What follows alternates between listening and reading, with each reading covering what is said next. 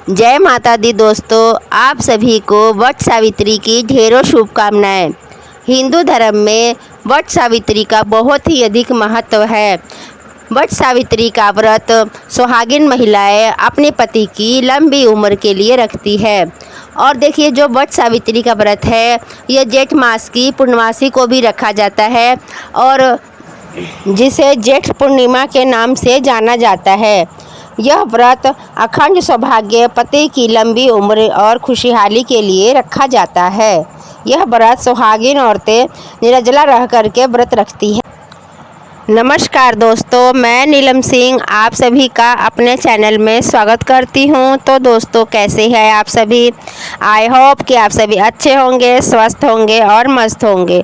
तो दोस्तों देखिए, जे वट सावित्री का व्रत इस बार कब पड़ रहा है और इसके क्या नियम है और पूजा करने की क्या विधि है।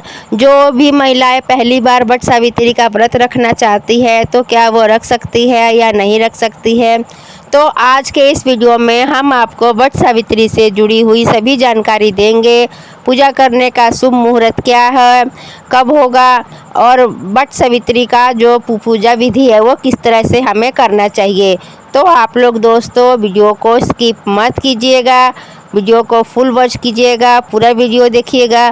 क्योंकि कई बार दोस्तों क्या होता है कि हमारी जो अधिक जो मेन जानकारी होती है वो स्किप करने से हम अगर वीडियो स्किप करके देखते हैं तो वो रह जाती है।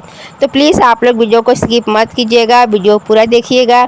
आइए जानते हैं कि 2025 में वट सावित्री का व्रत कब रखा जाएगा। वट सावित्री का व्रत रखने से सुहागिन महिलाओं को परिवार का सुख सम्मान मिलता है और पति की आयु भी लंबी होती है।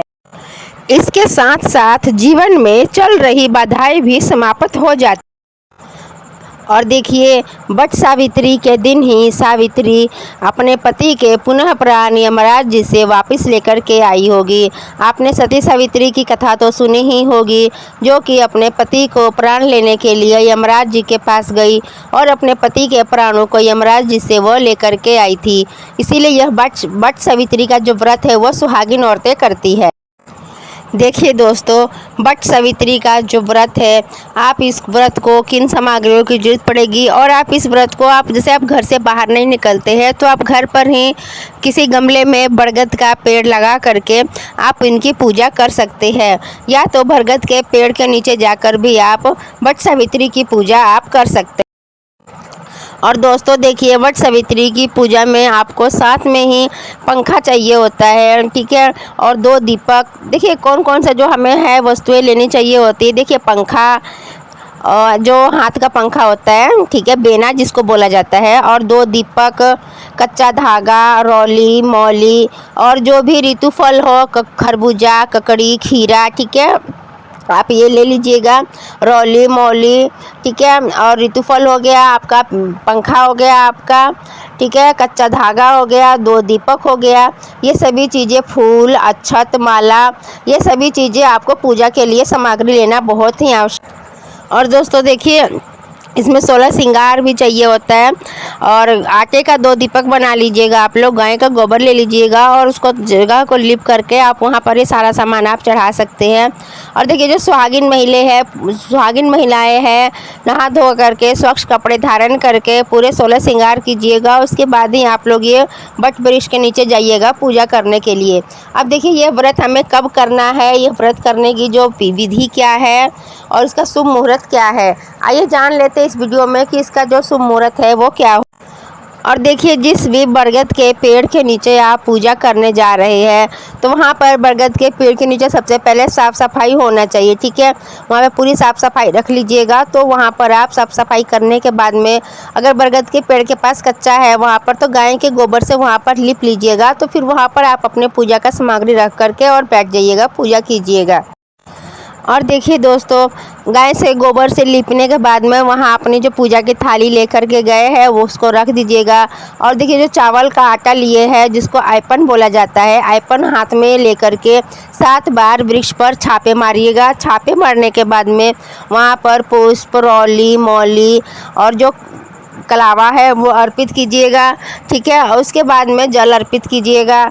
और उसके बाद में जो आप ऋतुफल लेकर के गए हैं, जो भी ऋतुफल लेकर के आप गए हैं, खीरा, ककड़ी, खरबूजा, तरबूजा, जो भी ऋतुफल आपको बन पड़ता है, ऋतुफल आप ज़रूर लीजिएगा और वो ऋतुफल वहाँ पर वट वृक्ष के नीचे आप अर्पित कीजिएगा।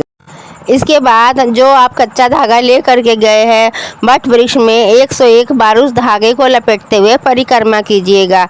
यदि आपका धागा बच जाता है तो उसको तोड़िएगा नहीं, ठीक है। उस धागा को उसी जगह पर वैसे ही रख दीजिएगा।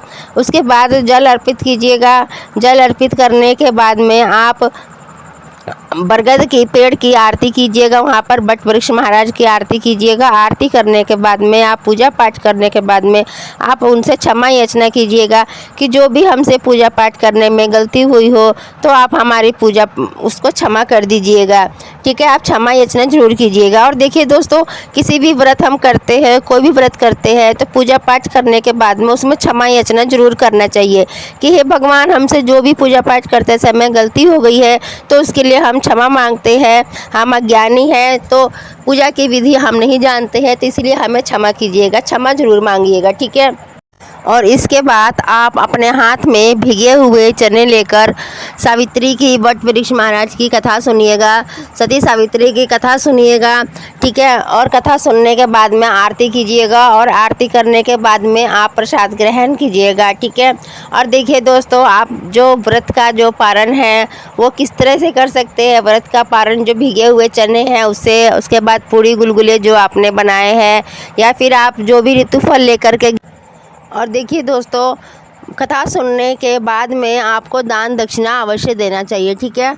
आप दान अवश्य दीजिएगा गरीब। आइए जानते हैं कि साल 2025 में वट सावित्री अमावस्या तिथि कब शुरू है। 26 मई 2025 को 12:11 पर और अमावस्या तिथि की जो समाप्ति हो रही है 27 मई 2025 8:31 पर हमारी अमावस्या तिथि की समाप्ति हो जा रही है, ठीक है। और देखिए, अमावस्या तिथि के दिन अमावस्या तिथि भी है और इस दिन है सोमवार। 26 मई को दिन हमारा सोमवार हो रहा है और इस दिन सोमवार भी है और वट सावित्री का व्रत भी है अमावस्या के दिन ही। तो दोस्तों देखिए, इस दिन पहला जो शुभ मुहूर्त है 5:25 पे है और दूसरा शुभ मुहूर्त 7:09 पर है, ठीक है। इस मुहूर्त का आप ध्यान रखिएगा। दूसरा शुभ मुहूर्त जो है 8:52 से 10:35 तक दूसरा शुभ मुहूर्त है। और देखिए, अभिजित मुहूर्त है 11:11 से लेकर के 12:46 तक। ये जो मुहूर्त है, आप इस मुहूर्त का ध्यान रखिएगा दोस्तों। गोधूली मुहूर्त है 7:10 से 7:31 तक। सूर्योदय का समय होगा 5:25 पर, सुबह में 5:25 पे और शाम को सूर्यास्त का समय होगा 7:11 पर। राहु काल का समय होगा 7:09 से 8:52 तक। देखिए दोस्तों, ये समय इसलिए बताया जाता है ताकि आप लोग समय से अपना काम पूरा कर सके, समय से पूजा पाठ कर सके, ठीक है। क्योंकि समय से किया हुआ हर कार्य हमें सफलता प्राप्त करती है। सुहागिन महिलाएं का सुहाग हमेशा बना रहता है। क्योंकि देखिए, हम कभी भी कोई भी पूजा नहीं कर सकते। कोई भी पूजा करने का एक टाइम होता है, एक शुभ मुहूर्त होता है और शुभ मुहूर्त और सही टाइम पर किया गया कार्य हमारा अवश्य ही सफल होता है। तो दोस्तों, आज ये था हमारा आज का वीडियो। और आपको हमारा ये वीडियो कैसा लगा? वीडियो अच्छी लगी हो तो प्लीज़ गाइस वीडियो को लाइक कीजिएगा, चैनल को सब्सक्राइब कीजिएगा और ज़्यादा से ज़्यादा वीडियो को शेयर भी कीजिएगा। तो दोस्तों, वट सावित्री पूजा का जो कथा है इसका हम आपको कथा भी बता देंगे इस अगले वीडियो में। और व्रत का पारण जो है 27 मई को है, 5:25 के बाद होगा व्रत का पारण। और पूर्णिमा व्रत जो है वह 10 जून 2025 दिन मंगलवार को पूर्णिमा का व्रत रखा जाएगा। वीडियो पर जय माता दी कमेंट अवश्य करिएगा दोस्तों। अगर वीडियो अच्छी लगी हो तो कमेंट बॉक्स में जय माता दी जरूर लिखिएगा। वीडियो को ज़्यादा से ज़्यादा लाइक, शेयर और सब्सक्राइब कीजिएगा। फिर मिलते हैं एक नई वीडियो के साथ में, जिसमें हम आपको वट सावित्री की कथा